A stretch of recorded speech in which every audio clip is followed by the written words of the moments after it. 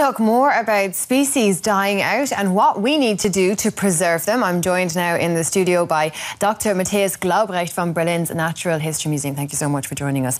Now, why is it so important to protect this butterfly in particular from extinction? Yeah, well, we don't know actually for what we can use some of those species, but what we do know is that some of them actually have something where we can make use, like an aphrodisiac, or where we need them as a member of an ecological framework, and we shouldn't lose those members of the framework.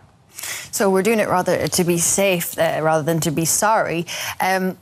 Do you think that this project is somewhat over-ambitious? Can we actually take this butterfly off the endangered list? Yeah, only if we try, we will succeed. So we should, on a local scale, help them, and we should also focus on a global scale and protect as many species as we can. How many plants and species around the world are endangered? Yeah, well, we don't know exactly the numbers, but in an official list, we are ending up with about 70,000 species right now. So, and we're still counting. Right, that's colossal. Yeah. Why? What's the root cause of all these animals and plants dying out right now? Well, the main reason is that we're destroying their natural environment. So we're destroying the tropical rainforests, and we're polluting the sea, and we are also not very careful with our freshwater resources, and that's where all these species are living. So we want to counteract that, but apart from throwing lots and lots of money at the situation, what other steps can we take to improve the situation? Well, the first thing is that we need to become more aware of that being a problem. Everyone is talking about climate change and how we can counteract that, and I think the awareness is there. We also need to become more aware about our treasures, the natural treasures, which is biodiversity.